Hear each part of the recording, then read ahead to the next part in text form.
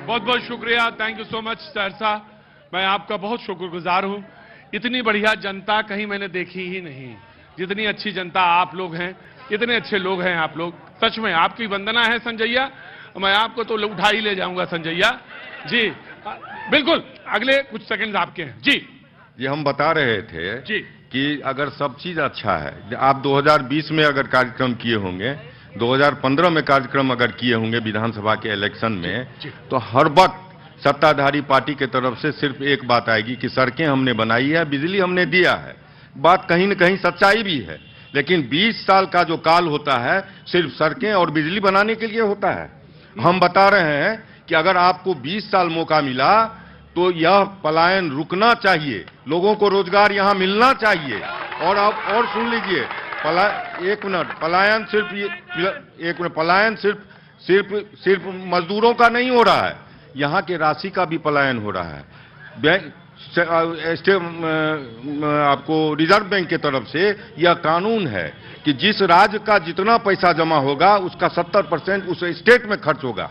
दुर्भाग्यवश आप जान लीजिए कि बिहार में मात्र 40% उस पैसे का खर्च हो रहा है, और 30% जो हमारा पैसा, हमारा हक था बिहार का, जो यहाँ के विकास में लगता, यहाँ के गरीबी को हटाने के लिए लगता, बेरोजगारी को मिटाने के लिए लगता और शिक्षा को बढ़ाने के लिए लगता, वह पैसा दूसरे राज्य में जाके जा रहा है। Right, thank you. आंकड़ा बता रहे हैं राइट, एक मिनट में। यह आंकड़ा 20 साल का, यह आंकड़ा 26,25,000 करोड़ का है। आप सोच लीजिए कि इतनी बड़ी राशि का भी पलायन बिहार से हुआ है। यहाँ जो स्वास्थ्य का बात कर रहे हैं, बड़े बड़े हॉस्पिटल का दावा किया जा रहा है, अगर कोई सीरियस बीमार होता है तो उसको अभी दिल्ली बम्बई देखना पड़ता है। ये सब चीज आप ढकोसला देखते हैं, और आप बहुत बड़ा चीज देखते होइएगा कि जब चुनाव। Right, taken your point sir, taken your point जी। आरजेडी मैं दे दूंगा, आपको दे दूंगा जी। आप भाजपा के लोगों को सुने, जो उनके प्रतिनिधि है, जनसुराज को भी सुन लिए और जदयू को भी सुन लिए।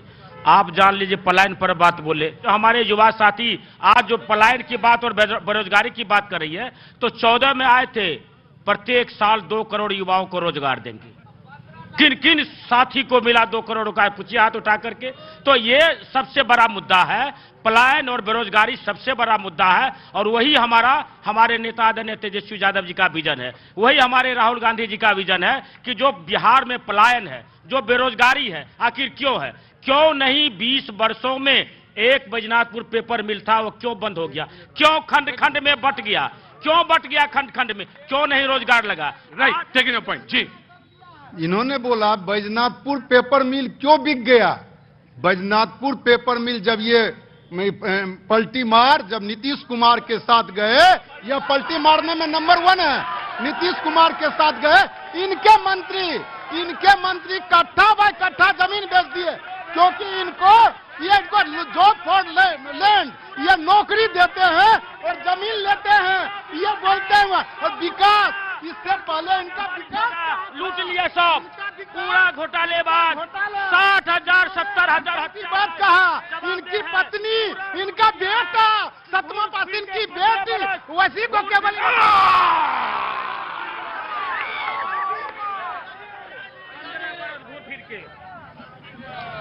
जल्दी क्विकली। बिहार में फिर से एनडीए की सरकार बनेगी। माननीय मुख्यमंत्री श्री नीतीश कुमार जी फिर से मुख्यमंत्री बनेंगे। रोजगार जो है 50 लाख रोजगार दिया जाएगा, 50 लाख नौकरी दिया जाएगा। पलायन के रोकने के लिए माननीय मुख्यमंत्री जी ने उद्यमी लोन दिया जा रहा है, ताकि लोग पलायन न कर सके। और बिहार में एनडीए की सरकार तो बनना तय है, इसमें कोई दिक्कत नहीं है। सवाल का जवाब मिलना चाहिए। एक मिनट आपका लेंगे। सबसे पहले हम अपने उस भाई को जवाब देना चाहता हूं जो हमसे सवाल किया कि यहाँ विकास नहीं हुआ, और अभी हमारे 2 भाई आपस में वो कर रहे थे, जवाब दे रहे थे। सहरसा में उद्योग के नाम पर अगर सिर्फ एक चीज का स्थापना हुआ था कांग्रेस के समय में, वो बैजनाथपुर पेपर मिल था, जो शायद आप जानकारी इकट्ठा कर ले। और उसको बेच कौन दिया? ये जनाब बिहार के डबल इंजन की सरकार। और sir sir sir sir sir sir sir sir आराम।